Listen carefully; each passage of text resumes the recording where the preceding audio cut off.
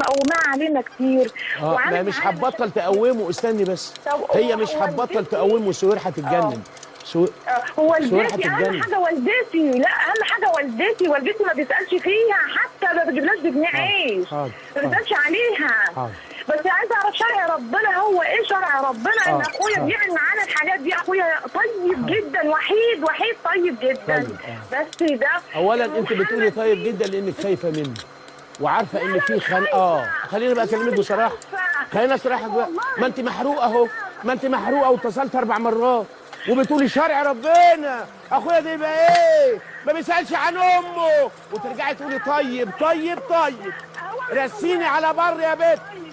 من جواه هو طيب، بس زوجته يعني هنطلقوها منه نخرب بيته؟ لو طلقها الصبح يا بنت هيجي تغسلي له هدومه الداخليه، هياخدك في حضنه. هي مراته كافره بالله ورسوله، وانتش عرفك انها بتقومه.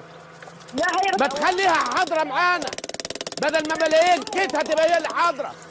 اخوك له بيته مالناش دعوه بمراته، وهو له يجي عند امك يشيل جزمتها على دماغه ويوصل اخواته، وما كانش بيعمل كده يبقى مش طيب يا اخي. مش تقولي له يا طيب جدا وحيد وطيب وترجعي تقولي شرع ربنا وتتصل 4 مرات ومحروقه، يبقى خايفه منه، يبقى مش طيب ولا حاجه. العق بامه ما يبقاش طيب.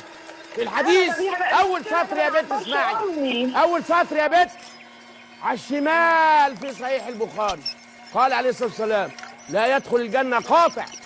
اللي ما يسالش على امه ده ولا عق امه ده ما يدخلش الجنه. يبقى طيب اتكلمي يا اختي، قولي. السلام عليكم خالص، ما بيقولش السلام عليكم خالص، حتى يعني ده عندي من قدام الباب حتى ما بيقولهاش انت عامله ايه. وورا الباب بيقول؟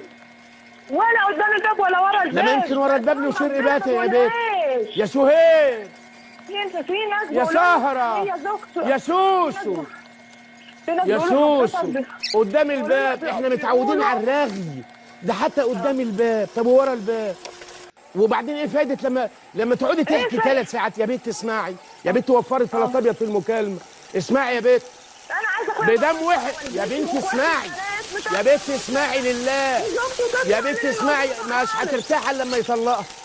انت مش هترتاحي ولا تعيدي الا لما يطلقها. انا مش عشان ما بتخافش ربنا فينا. مش عرفك بالحكم الجائر ده؟ ايش عرفك؟ ما ورهاش الا انتوا. اخوك يا بنت، اخوك مخلف منها. ما اخوي مخلف منها ما شاء الله، ابنه كبير عنده 25 سنه بيشتمنا بشتيمه وسخه. ابنه مش هتقلنا شتيمه وسخه لاننا. يعني انت عايزه ايه يا سهير؟ عايزه يربي